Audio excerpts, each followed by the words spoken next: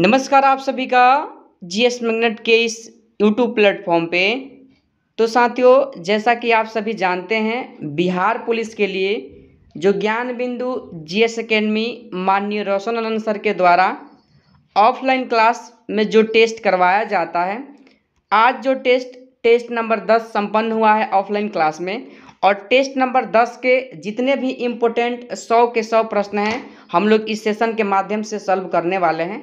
तो अगर आप चाहते हैं कि इस बार आपका बिहार पुलिस में सिलेक्शन हो जाए, आपका रिटेन एग्जाम फाइनल हो जाए, तो आपके लिए यह टेस्ट काफ़ी ज़्यादा इम्पोर्टेंट है। चूँकि आप जानते हैं कि ज्ञान बिंदु जीएस एकेडमी माननीय रोशन आनंद सर का जो पहचान है वह रिजल्ट से ही है। देखिए, इस टेस्ट के जितने भी प्रश्न 100 के 100 प्रश्न हैं, आपके एग्जाम के लिए काफ़ी इम्पोर्टेंट है। ठीक है, तो आप सभी लोग ईमानदारी पूर्वक इस टेस्ट को सॉल्व कीजिए और साथ में हमें लास्ट में बताइए कि आपका पर सेट कितना स्कोर हो पा रहा है। ठीक है, क्योंकि अब जो आपका बिहार पुलिस का एग्जाम है काफ़ी नज़दीक है, यानी कि 24 सितंबर से शुरू होने जा रहा है आपका एग्जाम। ठीक है, तो अब आपके पास बहुत कम समय है और बहुत कम समय में अब आपको ज़्यादा से ज़्यादा क्वेश्चन का प्रैक्टिस करने की ज़रूरत है। ठीक है, तो आप सभी लोग ईमानदारी पूर्वक इस टेस्ट को लगाइए और ध्यानपूर्वक प्रश्नों को क्लास में ही याद करने पे जोर दीजिए। ठीक है, तो चलिए हम लोग अपने सेशन को शुरू करते हैं, टेस्ट को शुरू करते हैं, प्रश्नों को सॉल्व करने का प्रयास करते हैं। ठीक है,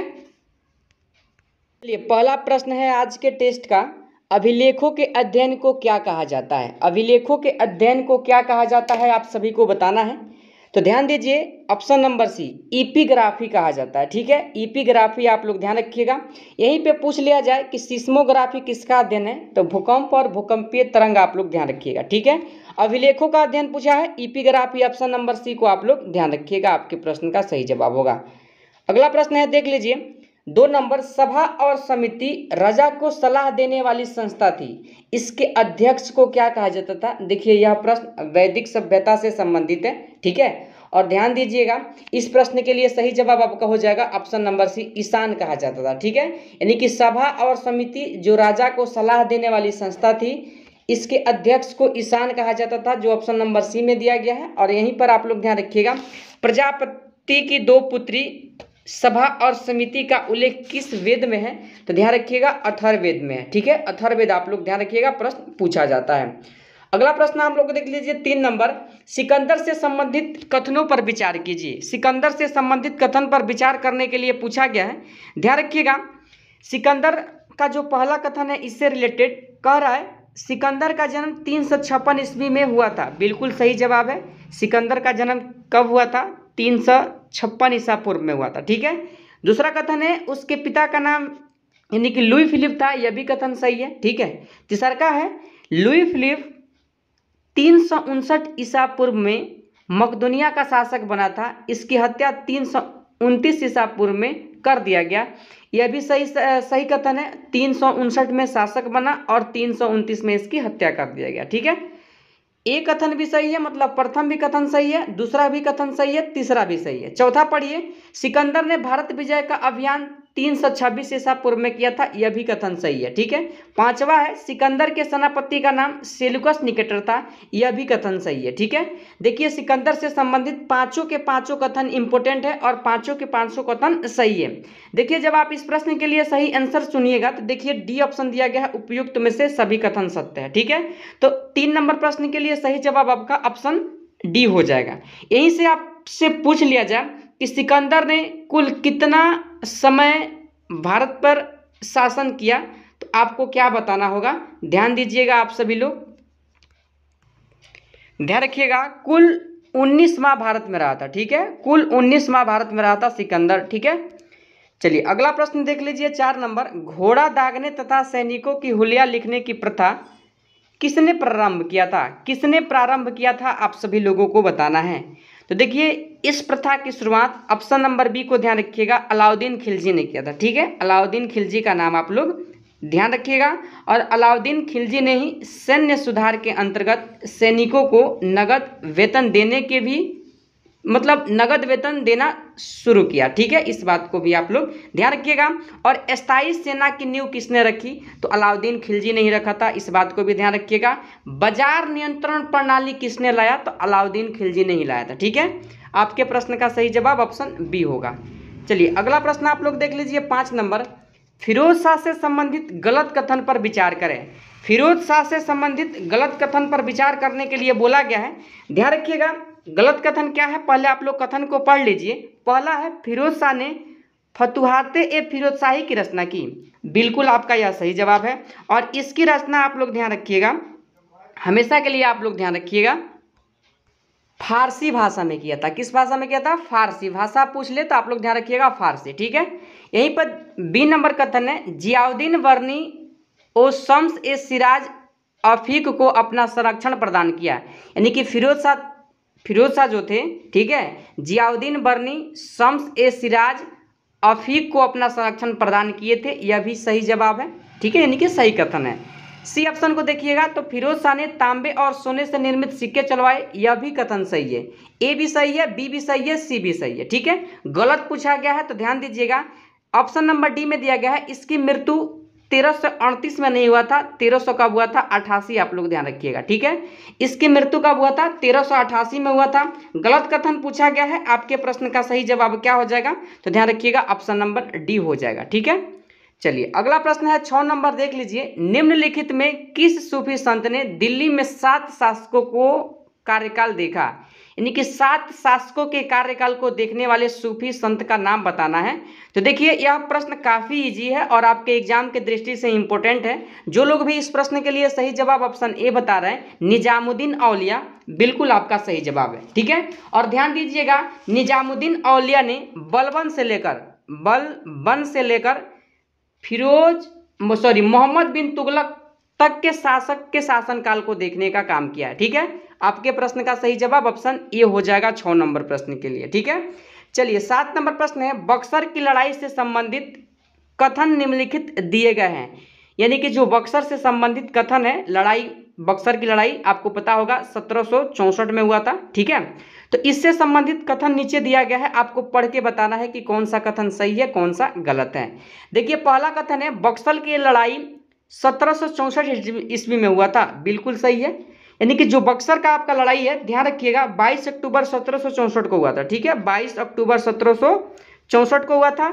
बिल्कुल पहला कथन क्या है? सही है। ठीक है, दूसरा कथन पढ़िए, यह युद्ध अंग्रेज एवं मीर कासिम अवध के नवाब शुजाउद्दौला एवं मुगल सम्राट शाह आलम द्वितीय के बीच लड़ी गई थी। बिल्कुल सही जवाब है यह भी। जो बक्सर का युद्ध था, मीर कासिम, अवध के नवाब शुजाउद्दौला एवं मुगल जो सम्राट थे शाह आलम द्वितीय, इन तीनों की सलाह मिलकर के, यानी कि इन तीनों की सेनाएं मिलकर के अंग्रेज के साथ लड़ रहा था। बिल्कुल यह भी कथन क्या है? सही है। ठीक है, तीसरा कथन पढ़िए, इस युद्ध में अंग्रेज सेनापति हेक्टर मुनरो था। ठीक है, यह भी, यानी कि सैन्य नेतृत्व किसने कर रहा था? तो ध्यान रखिएगा सैन्य नेतृत्व करने का काम हेक्टर मुनरो कर रहा था। तीसरा कथन भी सही है। चौथा पे आप लोग ध्यान दीजिए, इस युद्ध में अंग्रेज विजयी हुए। बिल्कुल सही जवाब है। यानी कि बक्सर की लड़ाई में अंग्रेजों की क्या हुई? विजयी हुई। यानी कि चारों के चारों कथन सही है, उपयुक्त सभी कथन सही है। डी होगा आपके इस प्रश्न का सही जवाब। ठीक है, अगला प्रश्न है 8 नंबर, किस सिख गुरु की मृत्यु चेचक से हो गई थी? ध्यान दीजिए, आप लोग ऑप्शन को देख लीजिए, काफी इजी प्रश्न है, बता सकते हैं आप सभी लोग। तो देखिए, तो 4 ऑप्शन आपके पास दिया गया है। ऑप्शन ए में दिया गया है गुरु हरकिशन, बी में दिया है गुरु हरगोविंद, सी में दिया है गुरु गोविंद, ठीक है, और डी में दिया गया है गुरु तेग बहादुर। ठीक है, तो देखिए आपके इस प्रश्न का सही जवाब ऑप्शन ए हो जाएगा। गुरु हरकिशन का मृत्यु, ध्यान रखिएगा, चेचक की वजह से हुआ था। और कब हुआ था? तो इनके पिता जो थे गुरु हर राय, ठीक है, गुरु हर राय के मृत्यु के बाद 1664 ईस्वी में इनका क्या हो गया था? देहांत हो गया था चेचक की वजह से। आप लोग इस बात को ध्यान रखिएगा। और ध्यान रखिएगा सिखों के कुल 10 गुरु हुए हैं। 10वें गुरु गुरु गोविंद सिंह का जन्म पटना, आप लोग ध्यान रखिएगा, और सिखों के 10वें एवं अंतिम गुरु थे। ठीक है, और यहीं पर सिख के 9वें गुरु पूछ लिया जाए तो ध्यान रखिएगा, यानी कि गुरु तेग बहादुर का नाम आप लोग ध्यान रखिएगा।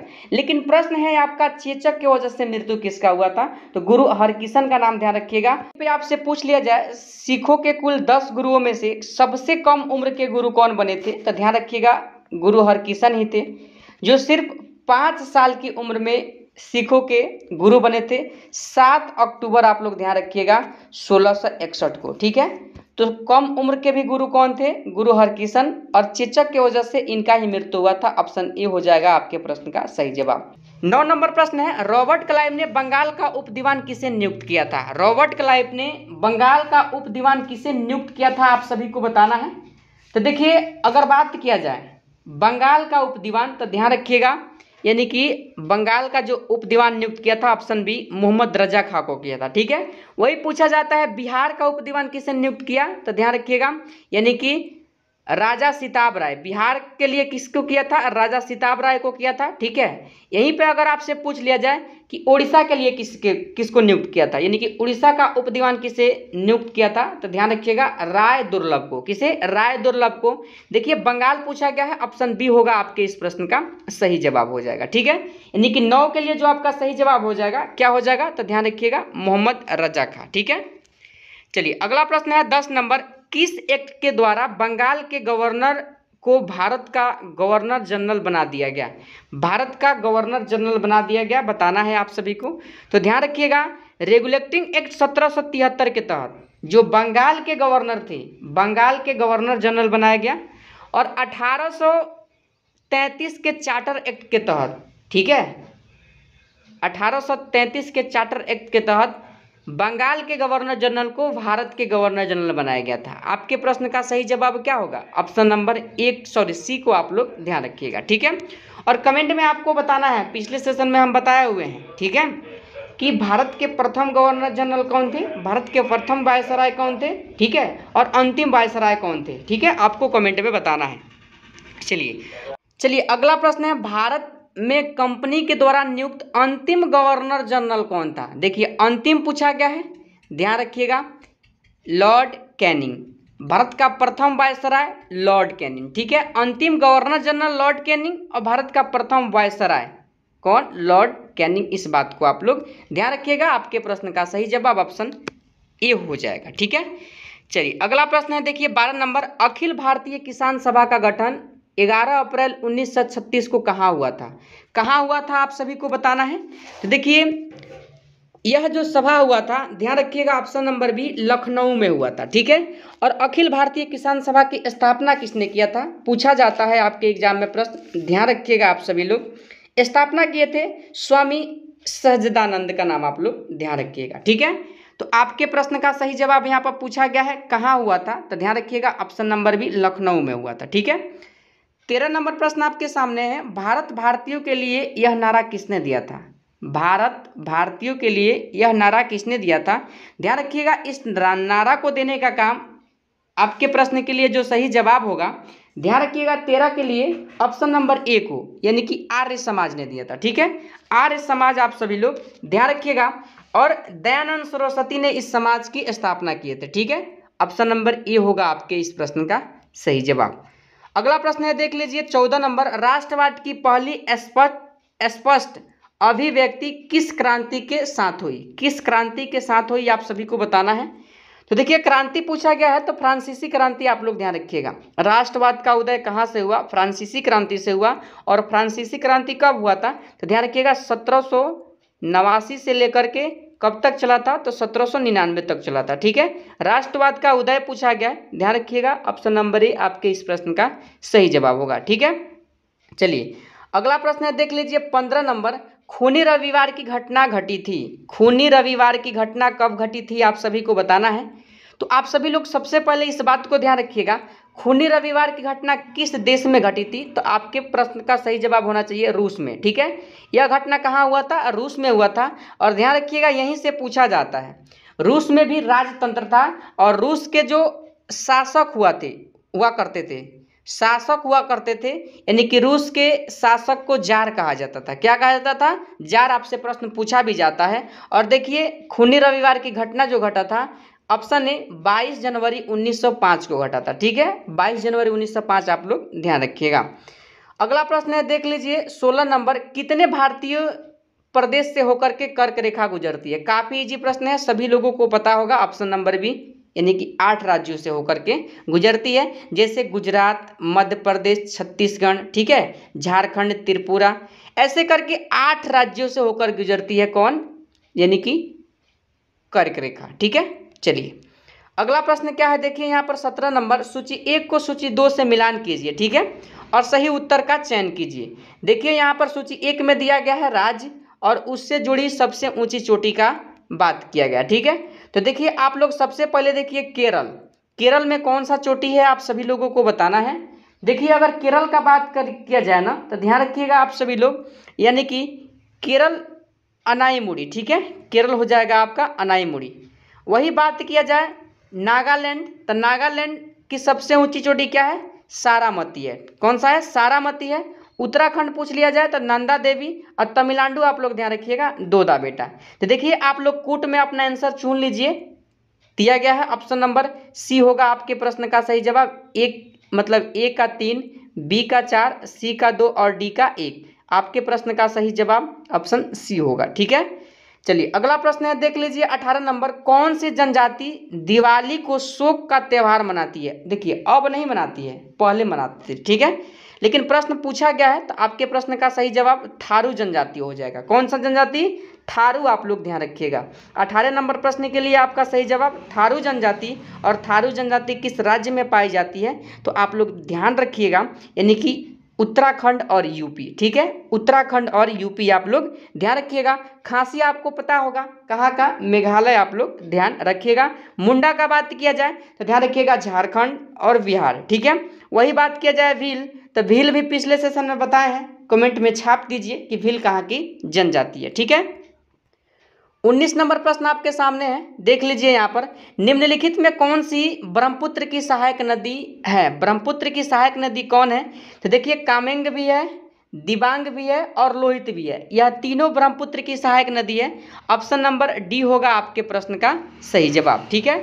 चलिए यहाँ देखिए 20 नंबर प्रश्न, गंगा के मैदान की पुरानी कछारी मिट्टी को क्या कहा जाता है। पुरानी कछारी मिट्टी को बांगर कहा जाता है और नई कछारी मिट्टी को खादर कहा जाता है, ठीक है। पुरानी पूछा है, ध्यान रखिएगा बांगर कहा जाता है। आपके प्रश्न का सही जवाब ऑप्शन बी होगा, ठीक है। चलिए अगला प्रश्न देख लीजिए 21 नंबर, ओंकारेश्वर परियोजना निम्नलिखित नदियों में किस एक से संबंध है। किस एक से संबंध है आप सभी को बताना है।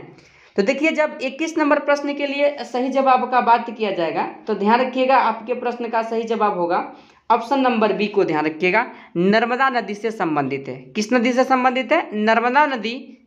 ऑप्शन नंबर बी को आप लोग ध्यान रखिएगा, ठीक है। राज्य पूछ लिया जाए तो ध्यान रखिएगा मध्य प्रदेश, ठीक है, मध्य प्रदेश आप लोग ध्यान रखिएगा। चलिए अगला प्रश्न है, देखिए 22 नंबर, भारत में सर्वाधिक गन्ना पैदा करने वाला राज्य बताना है। सर्वाधिक गन्ना पैदा करने वाला राज्य, ऑप्शन डी को ध्यान रखिएगा, उत्तर प्रदेश, ठीक है, उत्तर प्रदेश का नाम आप लोग ध्यान रखिएगा। चीनी भी यहीं पर ज़्यादा उत्पादन होता है, चीनी का भी उत्पादन उत्तर प्रदेश ही आप लोग ध्यान रखिएगा। 23 नंबर प्रश्न है, निम्न में से कौन भारत में सबसे बड़ी मशीनीकृत खान है। सबसे बड़ी मशीनीकृत खान आप सभी को बताना है। देखिए सबसे बड़ी मशीनीकृत खान का अगर बात कर लिया जाए तो ध्यान रखिएगा, यानी कि बेलाडीला खान हो जाएगा, बेलाडीला खान हो जाएगा। और किस राज्य में है तो ध्यान रखिएगा छत्तीसगढ़। पूछा भी गया है आपके बिहार पुलिस में एक बार इस प्रश्न को, ठीक है, बेलाडीला का खान कहाँ है तो ध्यान रखिएगा छत्तीसगढ़ में है, ठीक है। चलिए अगला प्रश्न देखिए यहाँ पर 24 नंबर है, इंडियन ब्यूरो ऑफ माइंस का मुख्यालय अवस्थित है। कहाँ पर अवस्थित है आप सभी को बताना है। तो देखिए 24 नंबर प्रश्न के लिए आप लोग ध्यान रखिएगा, सही जवाब ऑप्शन नंबर क्या हो जाएगा तो सी को आप लोग ध्यान रखिएगा, नागपुर में स्थित है, ठीक है। और इसकी स्थापना भी अगर आपसे पूछ लिया जाए तो ध्यान रखिएगा 1900 का हुआ था, तो 48 आप लोग ध्यान रखिएगा। इंडियन ब्यूरो ऑफ माइंस की स्थापना 1948, मुख्यालय कहाँ है, कानपुर, आप लोग ध्यान रखिएगा। आपके प्रश्न का सही जवाब ऑप्शन सी होगा। 25 नंबर प्रश्न है, निम्नलिखित में से कौन सा एक सुमेलित नहीं है। कौन सा एक सुमेलित नहीं है आप सभी को बताना है। तो देखिए अगर बात किया जाए अंशी राष्ट्रीय उद्यान कर्नाटक में है, बिल्कुल सही है। बालपक्रम राष्ट्रीय उद्यान मेघालय में, यह भी सही है। यहाँ पर कंदोली नहीं होगा, चंदोली होना चाहिए। चंदोली राष्ट्रीय उद्यान गुजरात में नहीं है, चंदोली राष्ट्रीय उद्यान गुजरात में नहीं है, यह महाराष्ट्र में है, ठीक है, महाराष्ट्र में है। बाकी हेमिस राष्ट्रीय उद्यान लद्दाख में है। नहीं पूछा गया है, ध्यान रखिएगा ऑप्शन नंबर सी आपके इस प्रश्न का सही जवाब है, ठीक है। चलिए 26 नंबर प्रश्न है, यहाँ से 2 प्रश्न बनने की संभावना रहता है। दिन रात जिस कारण से होते हैं वह है, आपको बताना है कि दिन रात किस कारण से होता है। तो देखिए दिन रात का अगर कारण पूछा जाए तो ध्यान रखिएगा भू परिभ्रमण, यानी कि ऑप्शन नंबर बी होगा आपके इस प्रश्न का सही जवाब। लेकिन अगर आपसे पूछ दिया जाए कि ऋतु परिवर्तन, तो ध्यान रखिएगा भू परिक्रमण, ऋतु परिवर्तन, भू परिक्रमण, और ध्यान रखिएगा यानी कि दिन रात भू परिभ्रमण। ठीक है, तो देखिए दिन रात पूछा गया है, ऑप्शन बी भू परिभ्रमण हो जाएगा। ठीक है, चलिए अगला प्रश्न है 27 नंबर, निम्नलिखित में से कौन सक्रिय ज्वालामुखी है। देखिए सक्रिय ज्वालामुखी आपसे पूछा गया है और आपको इस प्रश्न का सही जवाब बताना है कि क्या होगा। तो देखिए सक्रिय ज्वालामुखी का अगर बात किया जाए, ठीक है, सक्रिय ज्वालामुखी का बात किया जाए, थोड़ा सा इस प्रश्न के लिए आप लोग ऑप्शन को सुधारने का प्रयास कीजिएगा। ठीक है, मैं सुधार ही देता हूं, ऑप्शन नंबर डी को आप लोग लगाइएगा। देखिए ऑप्शन डी को आप लोग लगाइएगा, यानी कि 2 और 3। ठीक है, ऑप्शन थोड़ा सा गलत है, 2 और 3 है डी वाला ऑप्शन। ठीक है, अब आप लोग प्रश्न को पढ़िए। देखिए अगर एक बात किया जाए प्रसुप्त ज्वालामुखी का, किसका, प्रसुप्त ज्वालामुखी का, तो देखिए फ्यूजियामा हो जाएगा। प्रसुप्त क्या हो जाएगा, फ्यूजियामा हो जाएगा। इस बात को आप लोग ध्यान रखिएगा।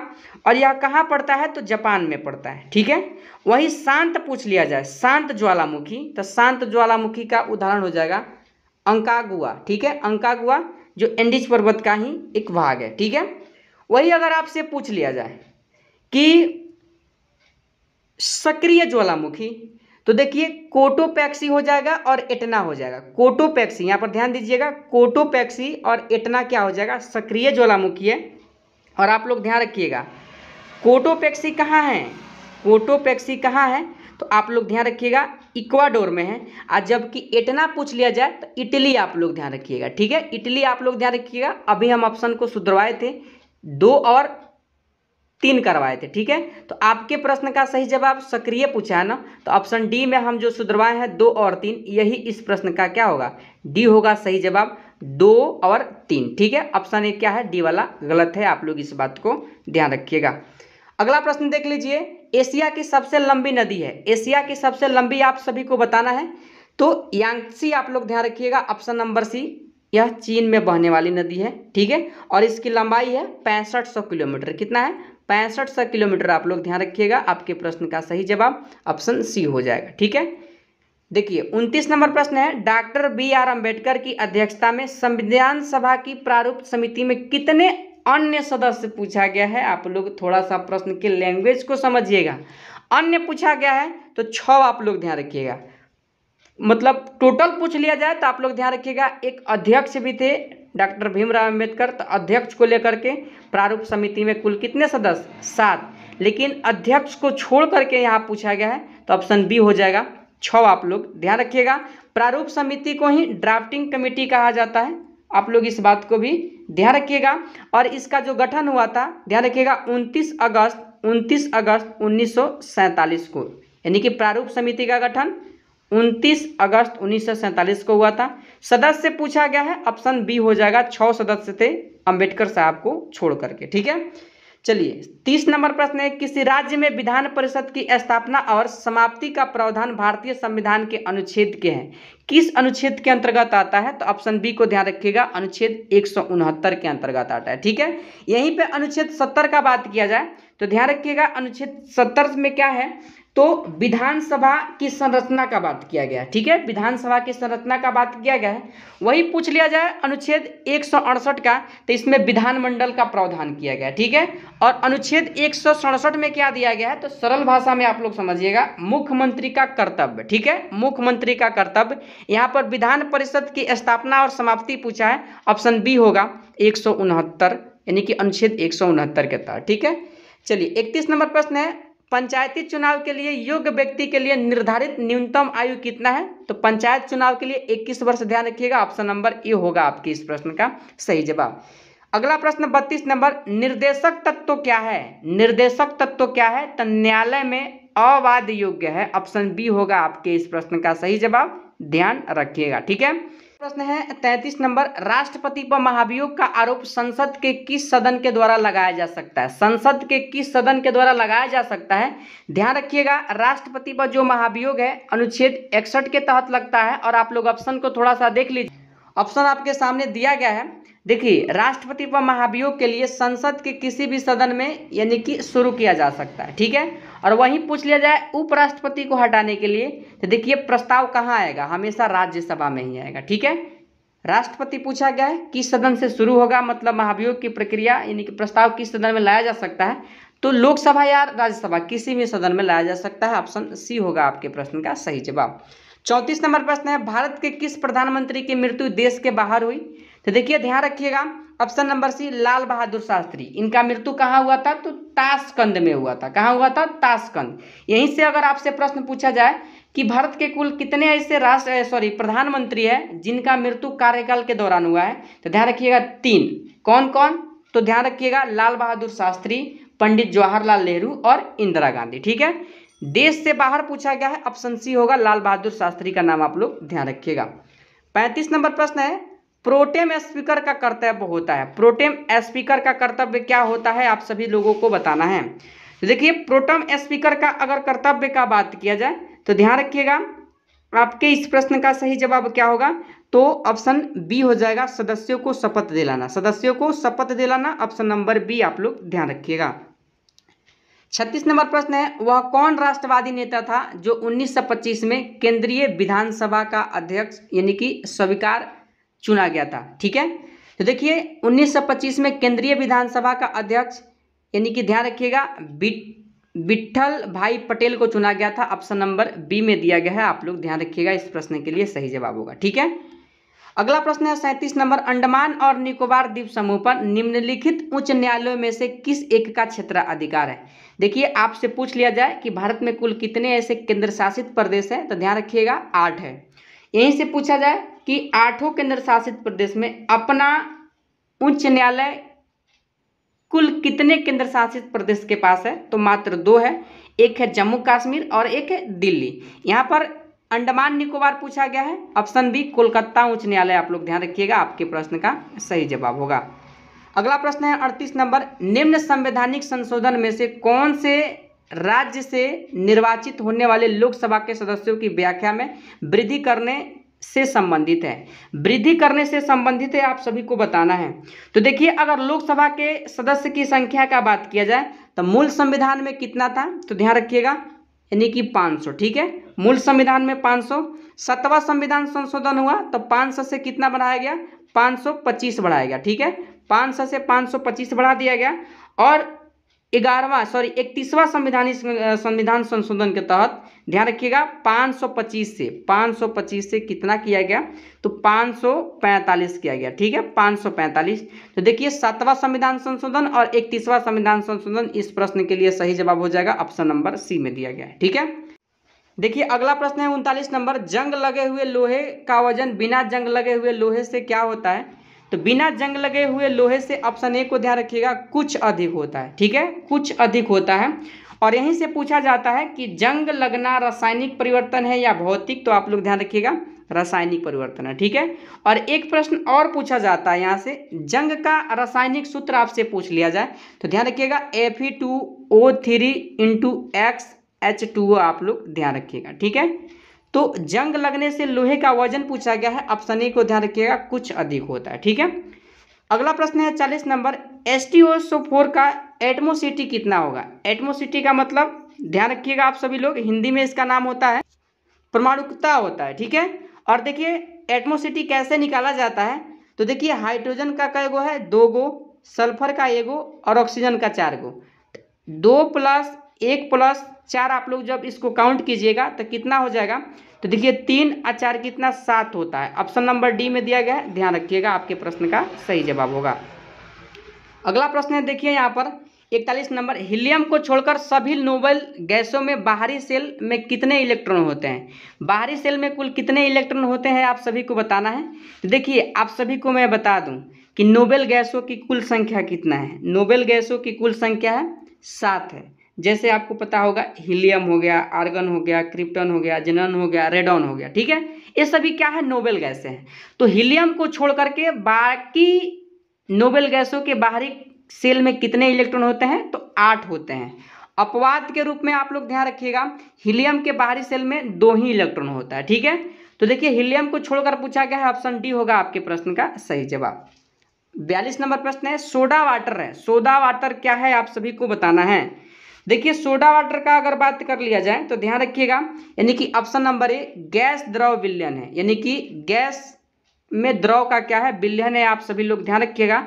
और ठोस का द्रव में विलयन क्या होता है, तो जेल कहलाता है, ठीक है। जेल आप लोग ध्यान रखिएगा, आपके प्रश्न का सही जवाब ऑप्शन ए होगा। वही आपसे पूछ ले दूध यानी कि पायस, तो द्रव द्रव विलयन को क्या बोलते हैं, पायस बोला जाता है, ठीक है।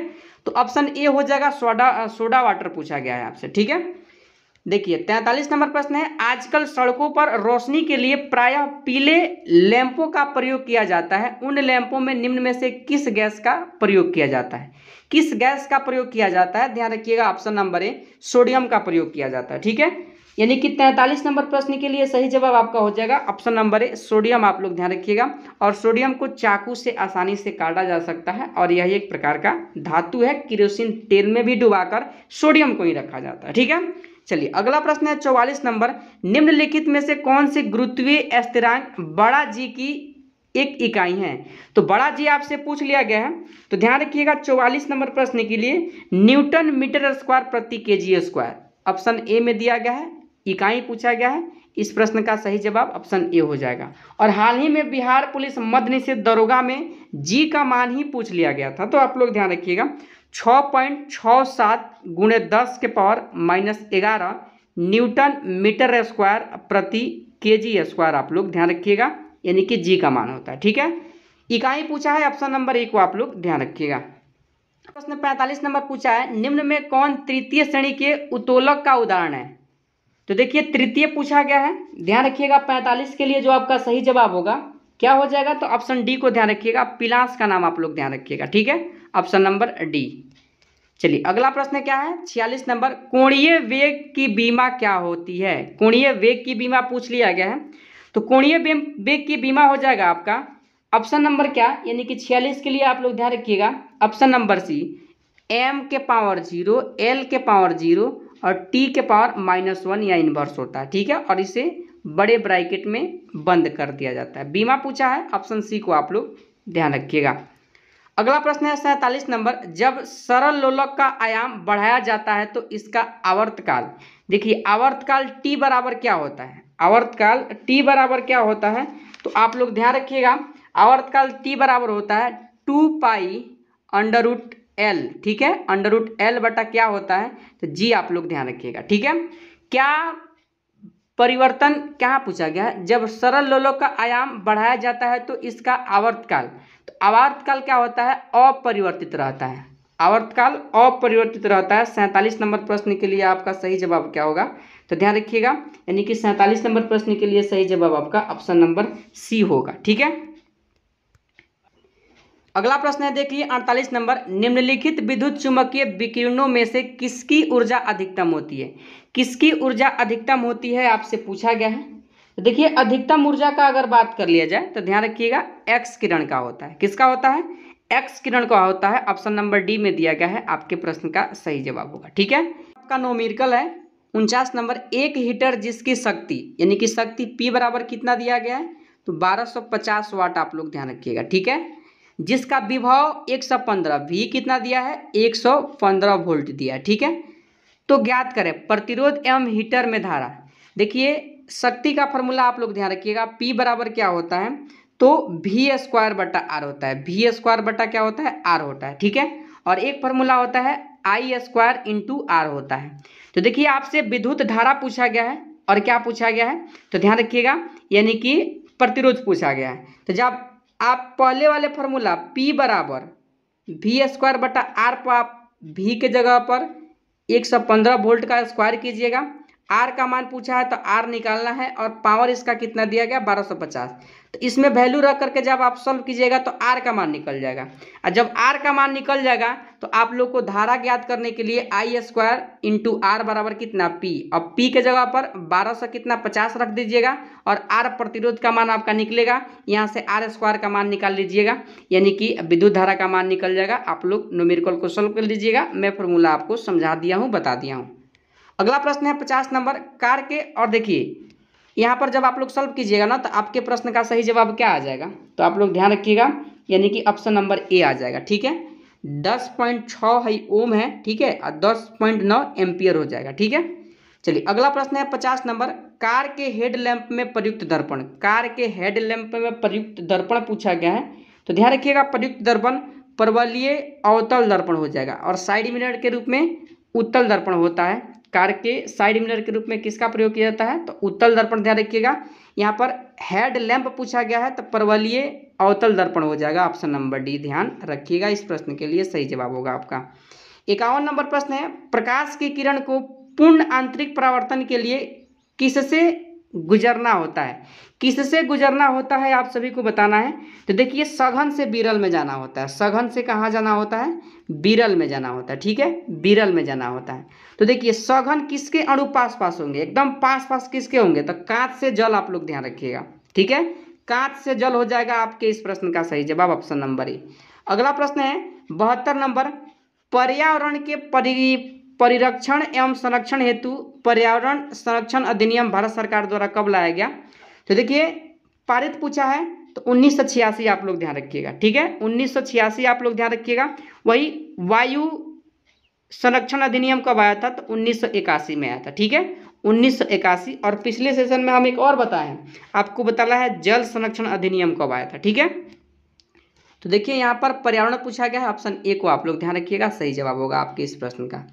53 नंबर प्रश्न है निम्नलिखित वृक्षों में कौन पारिस्थितिकी मित्र नहीं है। नहीं पूछा गया है, ऑप्शन बी को ध्यान रखिएगा, यूकेलिप्टस का नाम आप लोग ध्यान रखिएगा। ठीक है, और यहाँ पर पारिस्थितिकी का आतंक भी यूकेलिप्टस को ही कहा जाता है, ऑप्शन नंबर बी आपके इस प्रश्न का सही जवाब होगा। 54 नंबर प्रश्न है 8 बीटों के समूह को क्या कहते हैं। 8 बीटों के समूह को बाइट कहा जाता है, ऑप्शन नंबर बी में दिया गया है बाइट, आप लोग ध्यान रखिएगा। अगला प्रश्न देख लीजिए 55 नंबर हवाई जहाज के ब्लैक बॉक्स का क्या रंग होता है। हवाई जहाज के ब्लैक बॉक्स का रंग आप सभी को बताना है, तो ऑप्शन नंबर डी को ध्यान रखिएगा, यानी कि नारंगी होता है। क्या होता है, नारंगी, आप लोग ध्यान रखिएगा। 56 नंबर प्रश्न है विकास के उत्परिवर्तन सिद्धांत का प्रतिपादन किसने किया था। तो विकास के उत्परिवर्तन सिद्धांत के जो प्रतिपादक थे आप लोगों को बताना है, तो ह्यूगो डू ब्रिज का नाम आप लोग ध्यान रखिएगा, ऑप्शन नंबर डी होगा आपके इस प्रश्न का सही जवाब। ठीक है, चलिए अगला प्रश्न है देखिए 57 नंबर माइकोराइजा एक सहजीवी संबंध है। माइकोराइजा एक सहजीवी संबंध किसका है आप सभी को बताना है, तो ध्यान रखिएगा कवक और पौधों के मध्य। कवक और पौधों के मध्य आप लोग ध्यान रखिएगा। 57 के लिए सही जवाब आपका ऑप्शन सी हो जाएगा। ठीक है, कवक और पौधे के मतलब मध्य माइकोराइजा एक सहजीवी का क्या है, संबंध है। ठीक है, 58 नंबर है पादप कोशिका जंतु कोशिका से किस प्रकार भिन्न है। देखिए भिन्न पूछा गया है, तो जंतु कोशिका में कोशिका भित्ति नहीं होता है, यह पादप कोशिका में होता है। ठीक है, और यह सेलुलोज का बना होता है, यह भी बात आप लोग ध्यान रखिएगा। आपके प्रश्न का सही जवाब ऑप्शन बी हो जाएगा। ठीक है, 59 नंबर प्रश्न है सूची 1 को सूची 2 से मिलान कीजिए और सही उत्तर का चयन कीजिए। ठीक है, देख लीजिए आप लोग यहाँ पर सूची देख लीजिए। सूची 1 में अस्थियाँ दिया गया है और उससे संबंधित नाम दिया गया। ठीक है, आप लोगों को बताना है कि कौन सा मेल सही है और कौन सा मेल गलत है। ठीक है, तो 59 नंबर प्रश्न है आपके सामने और कूट के सहारे इसका आंसर बताना है। ध्यान रखिएगा, यानी कि बोस्टन बोन किसे कहा जाता है, तो स्टर्नम को कहा जाता है। ठीक है, ए का क्या हो जाएगा 4, आप लोग ध्यान रखिएगा। ठीक है, वही बात कर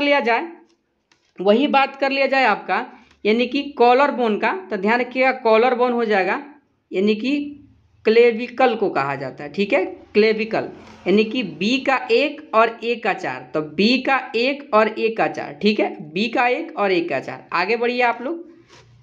नी कैप आप लोग ध्यान रखिएगा पेटेला को कहा जाता है। ठीक है, पेटेला यानी कि सी का 2, तो सी का 2 और डी का क्या हो जाएगा 3, आप लोग ध्यान रखिएगा। तो आपके प्रश्न का सही जवाब ऑप्शन सी होगा। ठीक है, अगला प्रश्न है देखिए 60 नंबर, मानव शरीर में पुच्छ कौन सी संरचना से संलग्न होता है? पुच्छ कौन सी संरचना से संलग्न होता है आप सभी को बताना है। तो बृहदांत आप लोग ध्यान रखिएगा, ऑप्शन ए में दिया गया। ठीक है, आपके प्रश्न का सही जवाब ऑप्शन ए हो जाएगा। अगला प्रश्न है 61 नंबर, देखिए यहाँ पर, निम्नलिखित में से किस विटामिन को ऑर्गोकैल्सिफेरॉल कहते हैं? ऑर्गोकैल्सिफेरॉल किसे कहा जाता है आप सभी को बताना है। तो देखिए विटामिन D2 आप लोग ध्यान रखिएगा, D2 आप लोग ध्यान रखिएगा, आपके प्रश्न का सही जवाब होगा। ठीक है, 62 नंबर प्रश्न है, मानव शरीर का कौन सा भाग शरीर ताप को नियंत्रित रखता है? शरीर ताप को नियंत्रित कौन रखता है आप सभी लोगों को बताना है। तो ब्रीक जो है शरीर के ताप को नियंत्रित रखता है। ठीक है, 62 नंबर प्रश्न के लिए जो ब्रीक नहीं आप लोग ध्यान रखिएगा, यानी कि फेफड़ा रखता है। ठीक है, फेफड़ा आपके प्रश्न का सही जवाब हो जाएगा। ठीक है, चलिए अगला प्रश्न क्या है आपका, देख लीजिए यहाँ पर 63 नंबर, बायोडीजल बनाने में किस वनस्पति का उपयोग किया जाता है? बायोडीजल बनाने में किस वनस्पति का उपयोग किया जाता है? तो ध्यान रखिएगा ऑप्शन नंबर डी को रतन जोत का किया जाता है। ऑप्शन नंबर डी होगा आपके इस प्रश्न का सही जवाब। ठीक है, 64 नंबर प्रश्न है, डीपीटी का टीका निम्न में से किसके काम में नहीं आता है? डीपीटी का टीका किसके काम में नहीं आता है आप सभी लोगों को बताना है। तो देखिए अगर 64 नंबर प्रश्न के लिए सही जवाब का बात किया जाएगा तो ध्यान रखिएगा, जो लोग भी ऑप्शन नंबर बी बता रहे हैं, पोलियो बिल्कुल सही जवाब है। डीपीटी का टीका डिप्थीरिया, हुपिंग कफ यानी कि काली खांसी और टिटनेस से संबंधित है। ठीक है, तो आपके प्रश्न का सही जवाब नहीं पूछा गया है तो पोलियो हो जाएगा। ठीक है, अगला प्रश्न आपका 65 नंबर, निम्नलिखित में से कौन एक मछली है? निम्नलिखित में से कौन एक मछली है आप सभी लोगों को बताना है।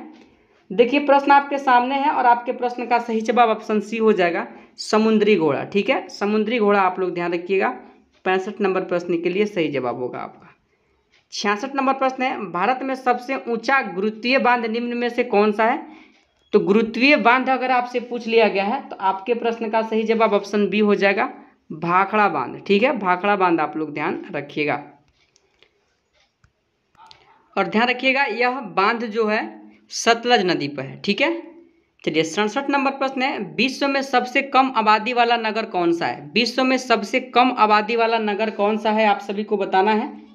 तो सबसे कम आबादी वाला नगर आपसे पूछा गया है वेटिकन सिटी, आप लोग ध्यान रखिएगा, ऑप्शन नंबर बी आपके प्रश्न का सही जवाब होगा। प्रश्न आपका 69 नंबर है, निम्नलिखित में कौन सा मिलान गलत है? देखिए गलत मिलान आपसे पूछा गया है। देखिए एक तरफ समाचार पत्र दिया गया है और एक तरफ प्रकाशन स्थल दिया गया है। देखिए ली फिगारो का प्रकाशन कहाँ से होता है? तो पेरिस से होता है, बिल्कुल सही है। मर्डेका का कहाँ तो होता है? जकार्ता, आप लोग ध्यान रखिएगा, यह भी सही है। ईस्टर्न सन का सिंगापुर, यह भी सही है। गलत पूछा है, ध्यान रखिएगा, वाशिंगटन पोस्ट का प्रकाशन जो होता है न्यूयॉर्क से नहीं होता है, वाशिंगटन से होता है। ठीक है, गलत पूछा है ऑप्शन नंबर बी को आप लोग ध्यान रखिएगा। चलिए अगला प्रश्न है, देखिए यहाँ पर 70 number, the court of justice of the European communities का मुख्यालय कहाँ स्थित है? चलिए इसका मुख्यालय आप सभी को बताना है कि मुख्यालय आखिर है कहाँ। देखिए मुख्यालय से प्रश्न हमेशा आपसे पूछा जाता है और पूछे जाने की संभावना भी रहता है आपके एग्जाम में। ध्यान रखिएगा 70 नंबर प्रश्न के लिए जो आपका सही जवाब निकल करके सामने आएगा, ऑप्शन सी को ध्यान रखिएगा, लग्जमबर्ग का नाम आप लोग ध्यान रखिएगा। ठीक है, ऑप्शन नंबर सी में दिया गया है। अगला प्रश्न 71 नंबर है, विश्व मौसम विज्ञान दिवस किस तिथि को मनाया जाता है? विश्व मौसम विज्ञान दिवस पूछा गया है 23 मार्च, आप लोग ध्यान रखिएगा, ऑप्शन नंबर ए। 71 के लिए आपका सही जवाब ऑप्शन नंबर ए हो जाएगा, 23 मार्च। ठीक है, यहीं से आपसे अगर पूछ ले 24 मार्च तो टीबी दिवस आप लोग ध्यान रखिएगा। ठीक है, टीबी दिवस आप लोग ध्यान रखिएगा।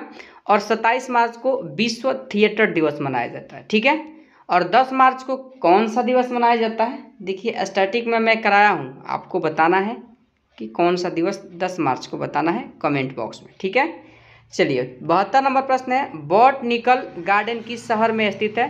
बॉटनिकल गार्डन पूछा गया है, ध्यान रखिएगा यह जो गार्डन स्थित हो जाएगा, यानी कि 72 नंबर प्रश्न के लिए अगर सही जवाब का बात किया जाए तो आप लोग ध्यान रखिएगा आपके प्रश्न का सही जवाब ऑप्शन बी आएगा, शिवपुर में स्थित है। ठीक है, शिवपुर का नाम आप लोग ध्यान रखिएगा। 73 नंबर प्रश्न है, महात्मा गांधी का समाधि स्थल कहाँ है? हमेशा प्रैक्टिस सेट में एक समाधि स्थल का क्वेश्चन रहता है। देखिए राजघाट ध्यान रखिएगा। ठीक है, राजघाट, ऑप्शन नंबर डी को आप लोग ध्यान रखिएगा। अगला प्रश्न है, भरतनाट्यम किस राज्य का लोक नृत्य है? भरतनाट्यम आपसे पूछा गया है, तमिलनाडु आप लोग ध्यान रखिएगा। ठीक है, तमिलनाडु आप लोग ध्यान रखिएगा, भरतनाट्यम का संबंध तमिलनाडु राज्य से है। ठीक है, चलिए अगला प्रश्न क्या है, 75 नंबर, मैन ऑफ डेस्टिनी के उपनाम से किसे जाना जाता है? देखिए मैन ऑफ डेस्टिनी पूछा गया है, ध्यान रखिएगा इस प्रश्न के लिए ऑप्शन बी नेपोलियन बोनापार्ट का नाम आप लोग ध्यान रखिएगा। ठीक है, चलिए अगला प्रश्न क्या है, 76 नंबर, नौसेना कमांडरों के सम्मेलन 2023 का पहला चरण डैश पर आयोजित किया गया।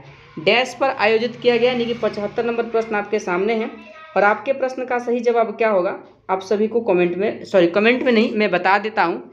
ध्यान रखिएगा आपके इस प्रश्न का सही जवाब ऑप्शन नंबर ए को ध्यान रखिएगा, INS विक्रांत आप लोग ध्यान रखिएगा, ऑप्शन नंबर ए में दिया गया। ठीक है, 77 नंबर प्रश्न है, फरवरी 2023 में आयोजित रणजी ट्रॉफी का खिताब किस टीम ने जीता है? तो ध्यान रखिएगा सौराष्ट्र ने जीता है बंगाल को हरा करके। ठीक है, आपके प्रश्न का सही जवाब ऑप्शन ए होगा, करेंट का क्वेश्चन है, काफ़ी इंपॉर्टेंट क्वेश्चन है। ठीक है, 78 नंबर प्रश्न है, 30वीं राष्ट्रीय बाल विज्ञान कांग्रेस का आयोजन किस शहर में किया गया?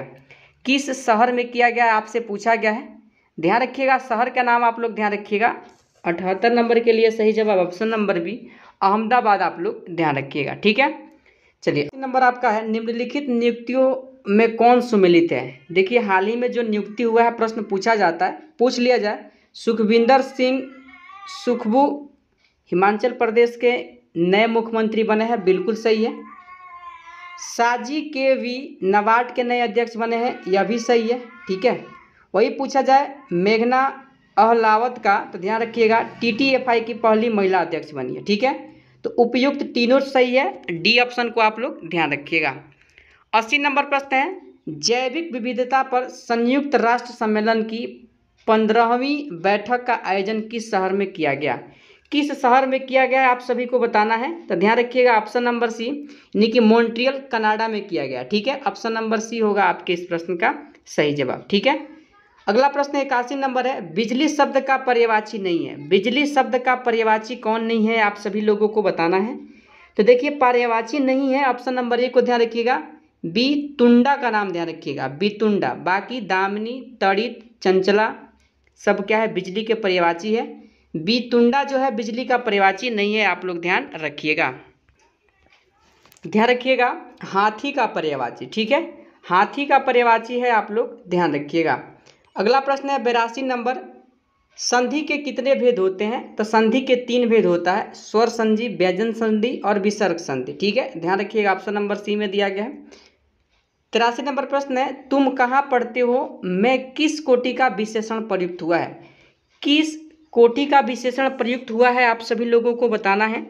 तो देखिए 83 के लिए जो आपका सही जवाब होगा ध्यान रखिएगा ऑप्शन नंबर यानी कि बी को आप लोग ध्यान रखिएगा। ठीक है, ऑप्शन नंबर बी होगा आपके इस प्रश्न का सही जवाब यानी कि प्रश्नवाचक। ठीक है, 83 नंबर प्रश्न के लिए सही जवाब आपका हो जाएगा ऑप्शन नंबर बी को आप लोग ध्यान रखिएगा। ठीक है, चलिए अगला प्रश्न है 84 नंबर, आप लोग देख लीजिए, यथासंभव में कौन सा समास है? यथासंभव में कौन सा समास है ध्यान रखिएगा, इसमें जो समास आपसे पूछा गया है 84 नंबर प्रश्न के लिए सही जवाब ऑप्शन नंबर क्या हो जाएगा, तो ध्यान रखिएगा यानी कि डी हो जाएगा। ठीक है, अव्ययी भाव समास आप लोग ध्यान रखिएगा।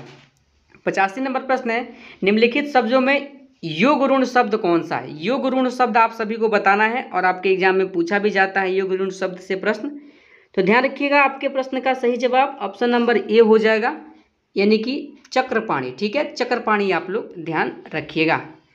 चलिए अगला प्रश्न आपका अब मैथ से शुरू होगा। मैथ के प्रश्न को आप लोग PDF के माध्यम से बना लीजिएगा, मैं PDF टेलीग्राम पर डाल दूंगा। जितना आपका GK, GS और करेंट अफेयर और हिंदी के प्रश्न था हम लोग कवर कर लिए हैं। मैथ के प्रश्न है बनाने का प्रयास कीजिए, खुद से प्रयास कीजिए, आपके एग्जाम में अब बहुत कम समय बच गया है, जितना आप प्रैक्टिस कर सकते हैं कर लीजिए, वही प्रैक्टिस आपको प्रश्न को सॉल्व कराने में सहायता प्रदान करेगा। ठीक है, तो चलिए आप लोग कमेंट में बताइए कि आपका कितना स्कोर हो पाया है इस सेट में और आप चैनल पर नए हैं और चाहते हैं डेली टेस्ट लगाना तो ज़रूर चैनल को सब्सक्राइब कर लीजिए। ठीक है, सेशन अच्छा लगा हो एक लाइक ज़रूर कर दीजिएगा। ठीक है, तो चलिए अपने सेशन को समाप्त करते हैं, फिर मिलते हैं अगले सेशन के साथ। तब तक के लिए जय हिंद जय भारत।